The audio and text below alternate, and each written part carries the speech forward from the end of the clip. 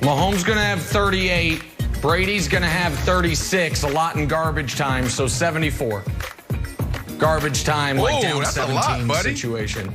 Yeah. That's such a high number. I'm going to go 65. I'm going to go one more than what they combined for last week. So I'm going to go 65, or 2 weeks ago. Oh. Okay. I'm going to go 66 then. Price is Right rules. I get everything between Brandon and Nick. 66 is the correct answer strategically. I feel like Smart you bid. always make up your Smart own bid. Price of Right rules. Wow. Anyway, download the app. The link is free. The Super 6 Super Bowl contest.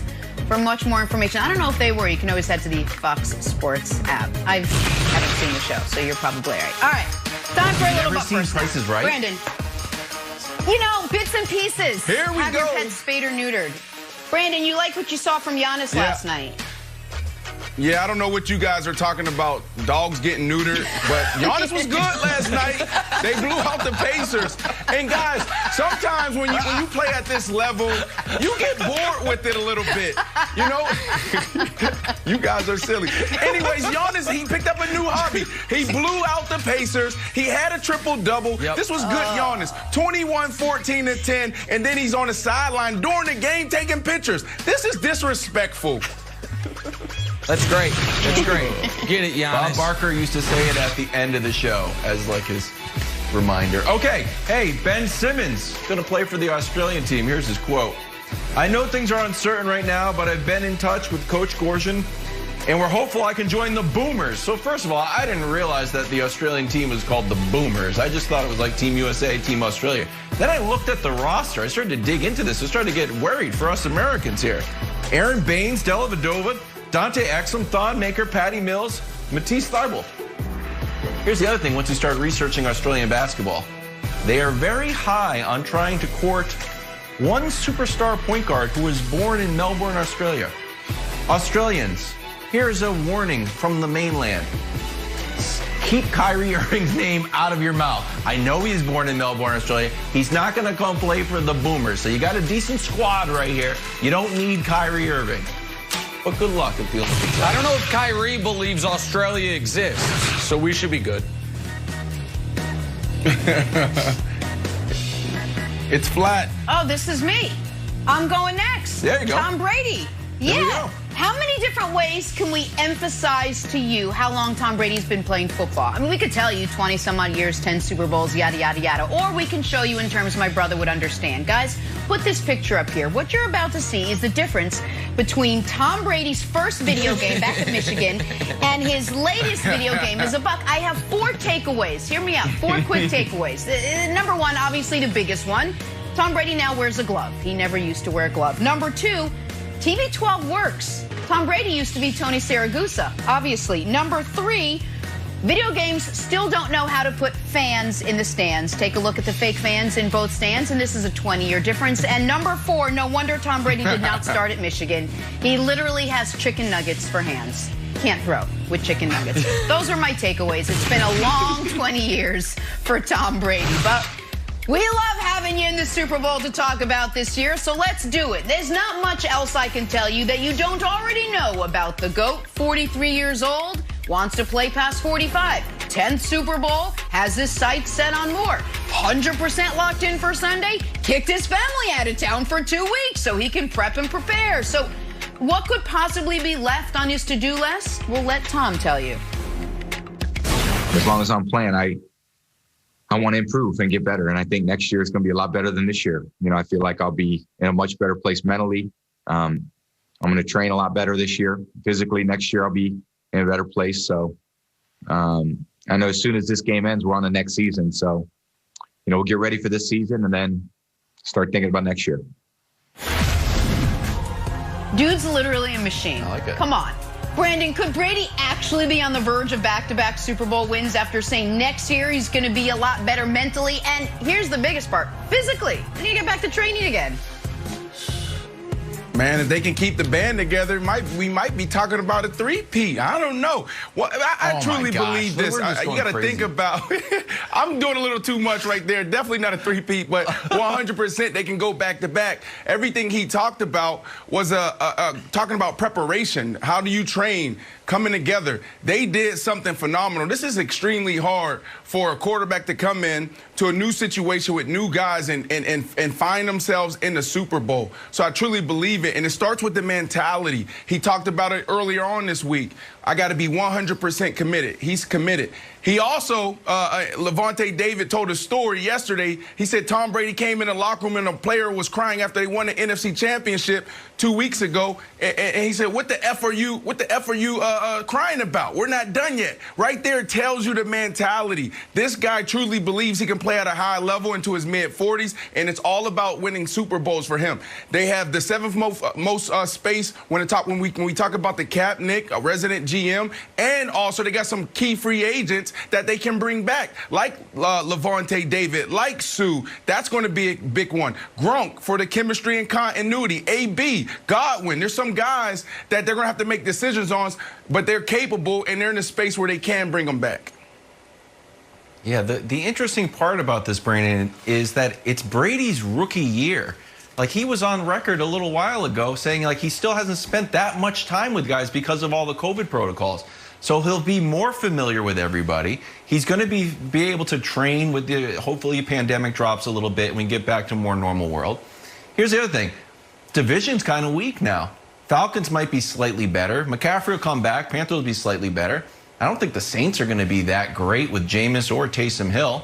Then they also have to go to the AFC East. You got the Jets, who might have Deshaun Watson and Brandon Marshall lining up there, but you might have to just, beat the Jets. And there's one secret weapon, Nick, that I think could propel the Bucs to another Super Bowl. If we could put up the quote from our friend Bill Barnwell. Oh, this is brutal. Edelman unlikely to see the $4 million remaining in the final year of his deal with the New England Patriots, world's best franchise.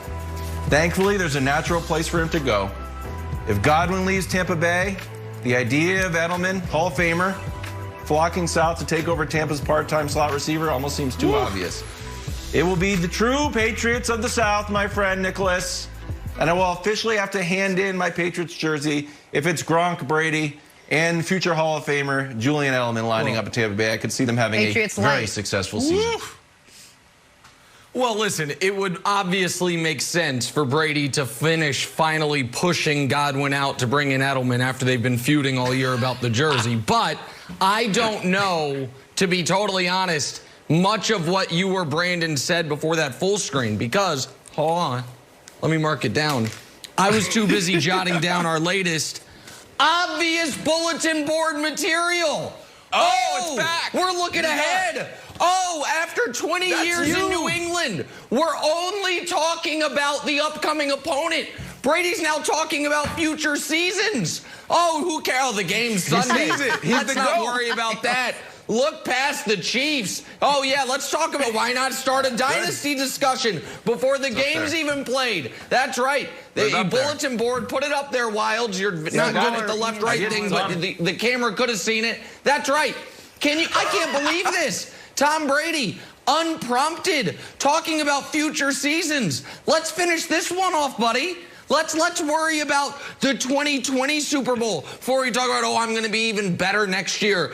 You know what I'm worried? We're thinking about the moment the game ends, what we're up to next. Well, let's get through the game first. I can't believe you both overlooked it. Leadership. Because the leadership needs to worry about this week, not about next year. Because I do believe that the Chiefs caught a lot of flack on this show for having the audacity to talk about the next season after the last season had already ended. They were at the parade talking about next season. No, it was July. Look at these guys getting ahead of themselves. You guys were still talking about. You're still talking about the Super Bowl. Call time out. Yeah. Well, it's February, Wilds, and they're talking about the next year. What, Wilds? What? Get it, Wilds. Go. It wasn't next. You guys started talking about 8 years from now. You guys started talking about 6 rings, 7 rings, 8 rings. You didn't just say, like, we want to have a successful season. You started talking about, like, 2 presidential terms away and how good you were going to be. And Patrick Mahomes up there like the Game of Thrones character, like, we're going to have a dynasty for 10 years. Yeah. That's what bothers people, by the way, next year stuff. That's right. Oh, okay. And since those comments, how's it looked? Because they've lost one time. They've lost one time and they're back in the Super Bowl. But I'm very happy. Brandon, we got Brandon Marshall. I'm gonna let my friends on the team know. Brandon Marshall's talking about a 3-peat. Kevin Wildes is talking about Edelman going to the defending Super Bowl champions. I retracted the 3-peat. So just more. Okay, a back-to-back. You said certainly back-to-back. I retracted the 3-peat. You know what's a part of a 3-peat? You know what's a part of a 3-peat or back-to-back? Winning the first one. They posed the question to Tom Brady. He can't control what they're asking. He had to answer the question, and he immediately went back to this entire offseason. I can't even give you guys any insight of how they prepared this year. There were so many Zoom calls. They had practice, and they had to go home and have meetings and watch film and break down film from home. Like, this year was totally different. So if you go into next year, which I don't believe they're going to have OTAs, the word is it's going to be, similar to last offseason, but they'll have more time to prepare towards the end of summer. So I truly believe a team like the Bucs are going to be in good position to have a better year next year.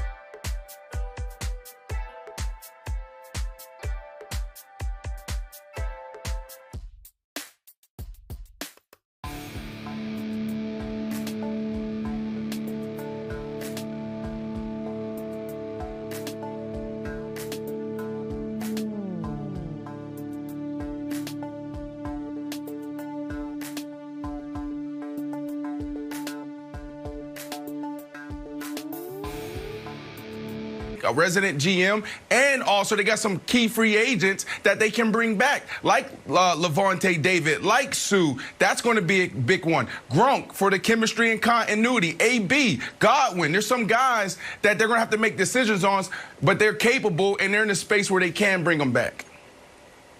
Yeah, the interesting part about this, Brandon, is that it's Brady's rookie year.